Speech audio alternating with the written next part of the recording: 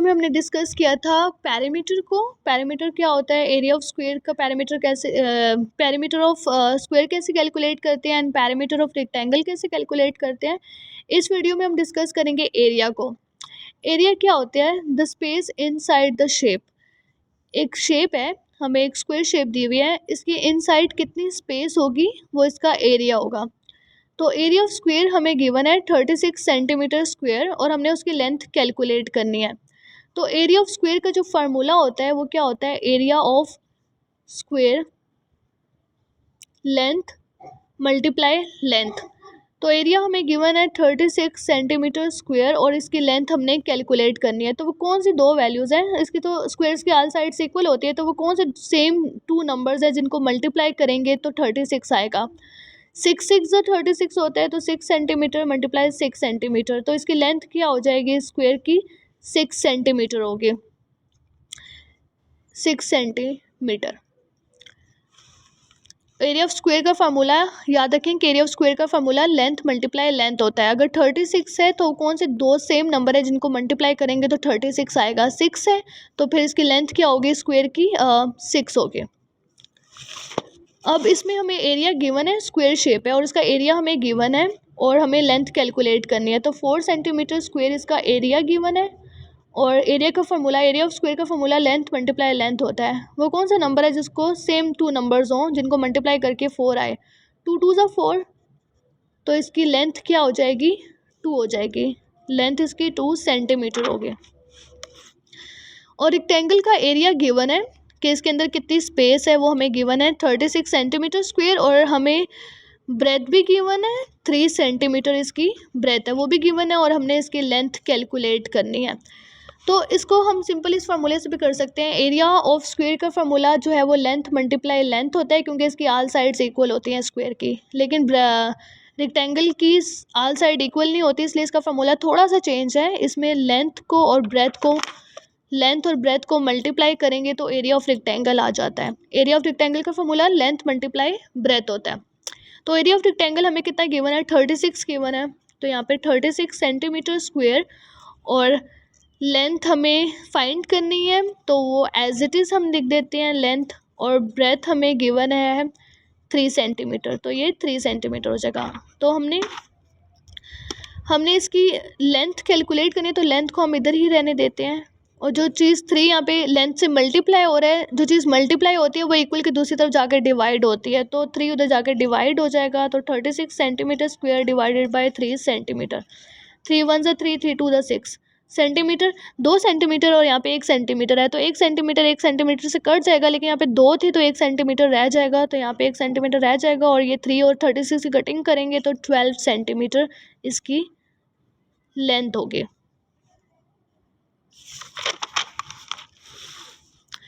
Okay, इससे related कुछ questions हैं जो हमने सॉल्व करने हैं। Find the length of each square. हमें अच्छा स्क्वायर्स की लेंथ कैलकुलेट करना वेरी इजी।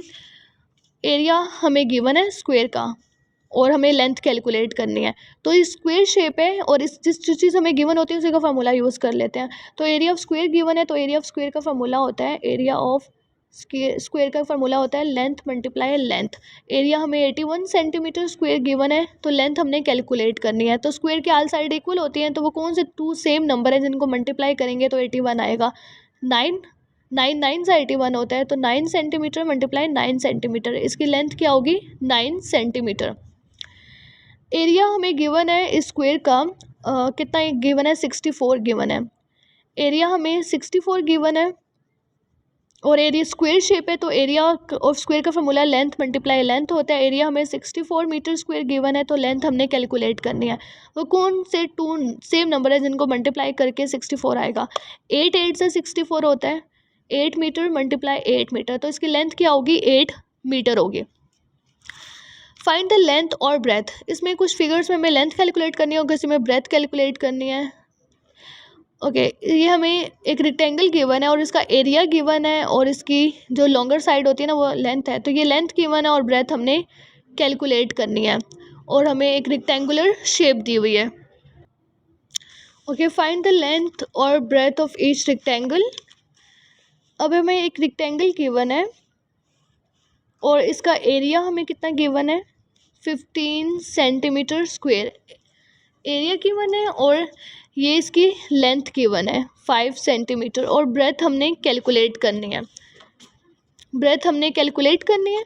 तो जो चीज़ गिवन होती है उसी का फार्मूला यूज़ करेंगे। रेक्टेंगल शेप है तो एरिया ऑफ रेक्टेंगल का फार्मूला यूज़ होगा। एरिया ऑफ रेक्टेंगल का फार्मूला होता है length multiply breadth. Area of rectangle, area हमें गिवन है 15 सेंटीमीटर स्क्वेयर, और लेंथ की वैल्यू 5 सेंटीमीटर, और ब्रेथ हमने कैलकुलेट करना है। जो चीज़ कैलकुलेट करनी होती है वो एज इट इज़ ब्रेथ आ जाएगा। जो चीज़ मल्टीप्लाई हो रही होती है ना, 5 सेंटीमीटर यहाँ पे ब्रेथ से मल्टीप्लाई हो रहा है, इक्वल के उधर जाकर डिवाइड हो जाएगा। डिवाइड होगा तो ब्रेथ हमारे पास आ जाएगी 5 1 5 5 3 15। ये यहाँ पे 2 सेंटीमीटर स्क्वेयर है, मतलब ये 2 सेंटीमीटर और यहाँ पे 1 ही सेंटीमीटर, तो 1 सेंटीमीटर और 1 सेंटीमीटर तो कट जाएगा, लेकिन यहाँ पे 2 थे तो यहाँ पे 1 सेंटीमीटर फिर भी रह जाएगा।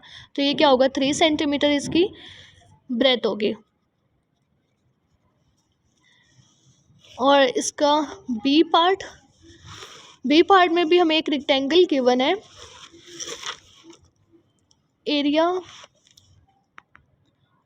एरिया हमें गिवन है और लेंथ गिवन है, और हमने ब्रेथ कैलकुलेट करनी है।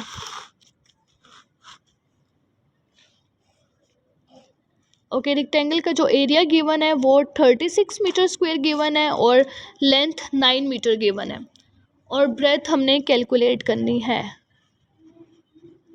तो हम देखेंगे जो चीज़ गिवन होती है इसका फार्मूला यूज़ करेंगे। एरिया हमें गिवन है, एरिया ऑफ रेक्टेंगल का फार्मूला क्या होता है, एरिया ऑफ रेक्टेंगल का फार्मूला होता है लेंथ मल्टीप्लाई ब्रेथ। तो एरिया हमें गिवन है 36 metre square, area 36 metre square है, और लेंथ, ये इसकी जो लॉन्गर साइड होती है वो लेंथ होती है, तो लेंथ 9 मीटर है, और ब्रेथ हमने कैलकुलेट करना है। जो चीज़ कैलकुलेट करनी होती है वो एज इट इज़ आ जाएगी। और यहाँ पे 9 मीटर ब्रेथ से मल्टीप्लाई हो रहा है, इक्वल के उधर जाकर डिवाइड होगा। 36 metre square divided by 9 metre, तो ब्रेथ की वैल्यू क्या होगी, 9 1 ज़ा 9, 9 4 ज़ा 36, और मीटर, 1 मीटर से कट जाएगा, लेकिन यहाँ पे 2 मीटर थे तो 1 मीटर रह जाएगा, तो 4 मीटर इसकी ब्रेथ होगी।